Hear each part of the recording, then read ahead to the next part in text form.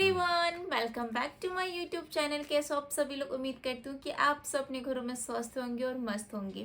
So guys, तो आप सभी का स्वागत है मेरे न्यू चैनल पे, यानी कि रूप रानी की दुनिया पे।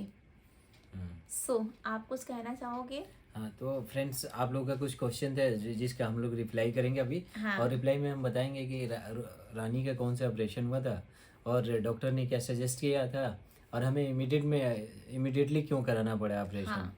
और हमारे घर से क्यों नहीं कोई आया। आया ना मायके घर से ना ससुराल से। सो गाइस, तो आज आपको बताने वाली हूँ कि मेरा ऑपरेशन क्या चीज़ का हुआ है, जैसे कि इन्होंने बताया आपको।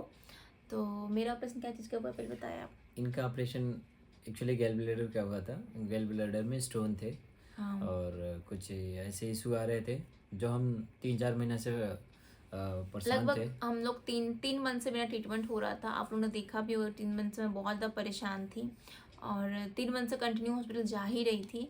और उसमें से तो बहुत से लोगों ने जज कर दिया कि दीदी आप प्रेग्नेंट हो गया, बहुत कुछ लोगों ने कुछ मुझे बोला था। बट वही था कि मैं किसी को भी शेयर कर नहीं सकती, क्योंकि मैं खुद कंफर्म नहीं थी कि डॉक्टर क्या करेगी क्या नहीं करेगी। नहीं तो मैं कंटिन्यू लगभग ये फरवरी तक मैंने लास्ट तक दिखाया। जब मैं मार्च में गई स्टार्टिंग में ना, तो डॉक्टर ने कुछ ऐसे रिपोर्ट्स देखे मेरे, तब उन्होंने बोला कि आपको ऑपरेशन कराना पड़ेगा।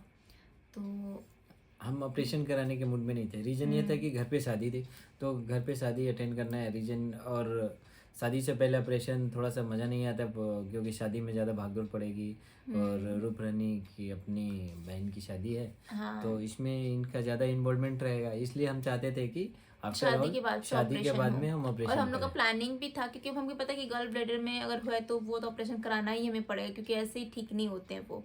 तो क्योंकि ये इनको भी हुआ है, तो इसलिए मुझे पता था कि ऑपरेशन कराना ही कराना है। बट हमें था कि डॉक्टर ने बोला था कि हम शादी मतलब मई जून तक हम ये ऑपरेशन कराएंगे। बट पता नहीं अचानक से ऐसा क्या हुआ कि मतलब डॉक्टर ने बोला 2-3 दिन के अंदर में ऑपरेशन करना पड़ेगा, क्योंकि बहुत ज़्यादा कुछ प्रॉब्लम अंदर हो गया होगा। शायद उन्होंने मुझे बताया नहीं, बट उन्होंने बोला इमरजेंसी में आपको ऑपरेशन करना पड़ेगा मुझे। और 2-3 दिन के अंदर में ही टेस्ट तो कंटिन्यू होता ही रहता था, जैसे ब्लड टेस्ट कुछ कुछ टेस्ट हमेशा होता ही रहता था मेरा। तो इतना मैंने कभी लिया नहीं। बट बाद में मालूम चला कि 2-3 दिन के ऑपरेशन कराना पड़ेगा। तो फिर इनसे मैंने जब बोला कि डॉक्टर ने बोला ऑपरेशन कराने के लिए, तो फिर इन्होंने भी बोला कि ठीक है हम देख लेते हैं। तो इनके ऑपरेशन के टाइम में एक्चुअली क्या हुआ कि हम लेके गए इनको, एडमिट करा दिए प्रीवियस डे में। और नेक्स्ट डे ऑपरेशन था। ऑपरेशन के टाइम में क्या था कि ये अर्ली मॉर्निंग में निकल गई थी। सुबह 4 बजे से ही ये लोग तैयारी करना स्टार्ट कर दिया और मैं 7 बजे वहाँ पहुँचा। तब तक रानी ओटी में जा चुकी थी। जाने के बाद में क्या ऐसा ही हुआ कि हम लोग इनसे मिल नहीं पाए। और हम लोग काफ़ी वो थे कि जाते ही मिलेंगे तो थोड़ा सा अच्छा लगेगा। बट बच्चे भी हमारे साथ में थे, रिश्का नहीं, और क्या हुआ ना हमारे साथ में, क्योंकि मैं वहाँ पे थी तो मैंने इनको फ़ोन ऐसे कर दिया था कि मैं जा रही हूँ ऑपरेशन रूम में, क्योंकि मुझे ऐसा लगा कि शायद मैं इनसे नहीं मिल पाऊंगी। मुझे ऐसा फील हो गया था कि ओटी रूम में जाने के बाद से कहीं मुझसे हो सकता कहीं ना मिलने दे। तो मैंने इनको 4 बजे हम लोग अर्निंग मॉर्निंग उठ चुके ऐसा थे। नहीं था, ये ऐसे बोले कि नहीं मिल पाऊंगी। मतलब कि ऐसे लग रहा है कि नहीं, यानी नहीं, कि भगवान मतलब ना नहीं करे मिल ऐसे। पाऊंगे, नहीं मतलब कि ओटी रूम में जाने के बाद से कहीं नाम मिलने दे मुझे, क्योंकि उनका ड्रेस एक अलग होता है ना, तो इसके वजह से। तो फिर मैं 4 बजे जब नहा धोवा ली, फिर मैंने एक पास कॉल किया कि मैं जा रही हूँ, क्योंकि 7 बजे एम्बुलेंस आ चुकी थी ओटी रूम में ले जाने के लिए, क्योंकि हम लोग वार्ड रूम में थे और ओटी रूम कहीं और था। नहीं तो इसकी वजह से फिर मैं इनको मैंने फ़ोन किया कि मैं जा रही हूँ ओटी रूम में। तो इतना जल्दी हम कहीं, हाँ इतना जल्दी हम लोग जा रहे हैं, तो बोला ठीक है तुम जाओ। तो फिर मैं चली गई थी।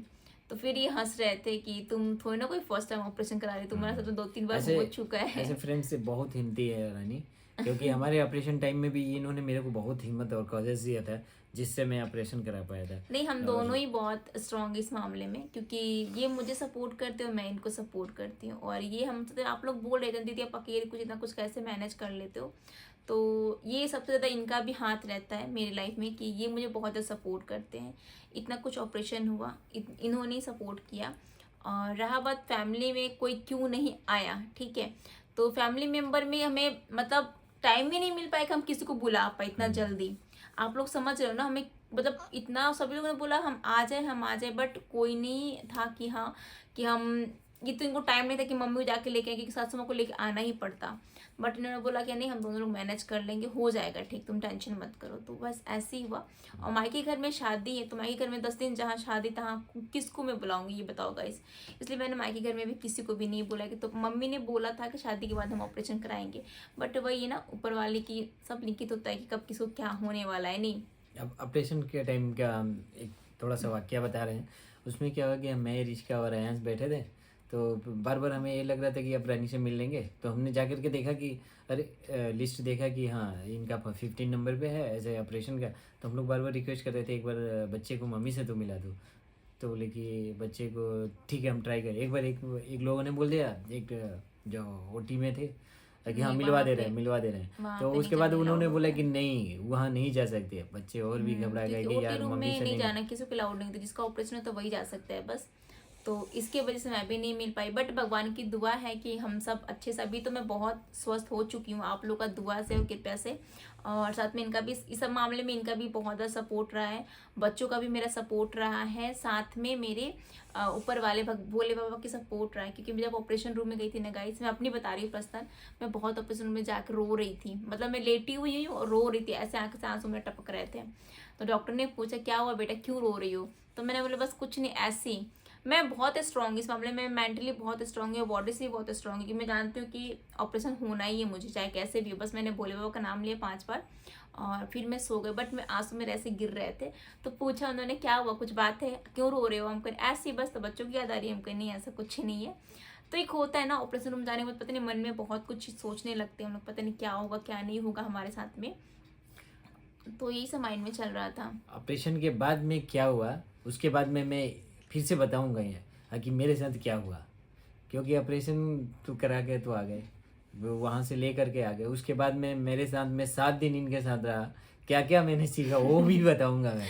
कुछ नहीं सीखा, खाना बनाना बस परफेक्ट सीखे हम। खाना तो इनको ऐसे भी आता है, तो बस कुछ नहीं। इनको खाना बनाना आया 7 दिन में। खाना के तो पहले से भी बहुत कुकिंग में मास्टर है। लेकिन एक और बात थी, मैंने एक और चीज़ सीखा।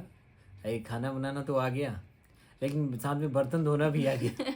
कि बर्तन ज्यादा टाइम तक तो नहीं धोए, लेकिन आगे- हाँ 2-3 दिन तक कंटिन्यू काम किए गए। नहीं, नहीं। रियलिटी ये चीजें है। मैंने पहले मैं भी 3 धोया। दिन बाद में उठ चुकी थी बेड पर से। जब बेड पर से उठी ना गाइस, मेरी जो घर की स्थिति इतनी गंदी थी ना, इतनी गंदी अरे थी। नहीं, मैंने 7 दिन तक आपका बहुत किया, पता है 7 डेज तक मैंने किया, बर्तन भी साफ किया। और सबसे जो मैंने मर्दों के लिए सबसे जो बड़ा काम है ना वो बर्तन धोना ही सबसे मतलब अच्छा नहीं है, ठीक लगता है, मतलब नहीं, क्या डॉक्टर बताए ने फिर सपोर्ट मना है। भी किया था कि ज़्यादा काम नहीं करना है। आप काम करना बट हल्के फुल्के काम करो। और हमारे डॉक्टर बहुत अच्छे रहते हैं कि मतलब ऑपरेशन के 1 दिन बाद तुरंत मुझे उठा दिया गया बेड से, फिर धीरे धीरे अपना उठ कर सब चीज़ धीरे धीरे काम कर। हाँ कमजोरी काफ़ी थी मुझे कुछ टाइम तक, काफ़ी टाइम तक, अभी तक मुझे कमजोरी थी, बट अब मैं ठीक हूँ। तो इसलिए अब तो मैं सारा ऐसे काम धीरे धीरे कर लेती हूँ। अब तो ये ड्यूटी भी जाने लगे। अब तो इनको 8 दिन पहले जा रहे हैं ड्यूटी। गाइस क्या किए, कुछ नहीं किए, हटिए। मैंने किया, आटा सनना भी सीख गया, अब बोल रहे थे ना, और बर्तन हाँ। धोना भी सीख गया। और पता है गाइस क्या बोल रहे हैं, अब तुम ठीक हो गई हो ना, अब तुम बोलोगे क्या किए हो, कुछ नहीं किए हो। हाँ ये तो पहले से तो पता है। और तो क्या करती हैं, एक काम हो गया, उसके बाद काम हो गया, दुख बिसर गया जाओ भाई। हाँ क्या है, ये नहीं हुआ, ये नहीं हुआ, घर नहीं। खराब है, ये है बस। नहीं, जब 3 दिन तक गए मैं बेड पे लेटी थी तो मुझे कुछ नहीं दिखाई थी घर लेकिन क्या हाँ है, जब ये क्या बेड पे नहीं लेटी है। थी तो हम लोग के लिए मजा था ये, ताकि हम लोग आराम से जी जैसे रहे मन थे। वैसे सामान उठाए फेंक देते थे। और गाइस जब बेड पर से बहुत ज्यादा घर की स्थिति बहुत गंदी थी, बट ठीक है धीरे धीरे क्लीन हो चुका है घर, अब अच्छा हो चुका है। और आप लोगों की दुआ की कृपा से मैं स्वस्थ भी हूँ। जिस बस दिन आप रानी लोगों को ना, ना एक और चीज है, जिस दिन रानी घर सफाई करे, अगर हम लोग रहे ना तो पक्का कुछ ना कुछ इशू होगा। इशू क्या होता है गाइस, ये लोग इतना घर गंदा करते, दोनों बच्चे और साथ में ये भी शामिल रहते बच्चों में। डिस्ट्रिक्ट मैं ही हूँ जो पूरा घर क्लीन कर देती, तो तीनों बदमाश है, ये भी बदमाश, वो भी बदमाश, वो भी, सबके सब बदमाश रहते हैं। इसलिए बहुत ज़्यादा घर गंदा भी हो जाता है। तो इसलिए मुझे चिल्लाना पड़ता है कि ये मत करो, वो मत करो। हर माँ चिल्लाती है अपने बच्चों पे। सो गाइस तो ये चीज़ नॉर्मल है। तो ये आप लोग को चीज़ बताना था कि मेरा ऑपरेशन क्या चीज़ का हुआ और मेरी फैमिली मेम्बर्स क्यों कोई नहीं आया। और सबसे ज़्यादा क्वेश्चन बस ये थे कि क्या चीज़ का ऑपरेशन हुआ, तो मैंने बता दिया गल ब्लैडर का ऑपरेशन हुआ था।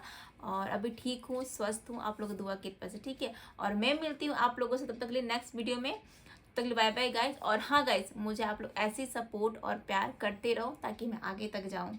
Love you, bye bye bye. तो गाइस तो मेरी बारी थी, तब तक ये इन्होंने कट कर दिया।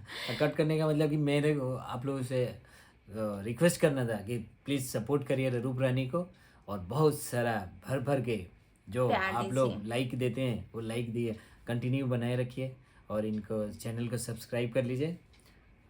और जब तक आप लोग नहीं सपोर्ट करोगे तो हम लोग कैसे आगे जा सकते नहीं। तो आप लोग प्लीज़ दिल से रिक्वेस्ट है कि आप लोग सपोर्ट करो, और अच्छे अच्छे ब्लॉग आप लोग देखने के लिए, भी जो शादी के फंक्शन है, बहुत सारे भी फंक्शन आने वाले, एक एक करके आप इस ब्लॉग में देखने को आपको मिलेगा। तो प्लीज़ सब्सक्राइब जरूर कर लीजिएगा। बाय बाय गाइस, अब बाय बाय बोल दो। Bye bye. Bye bye, take care. Thank you.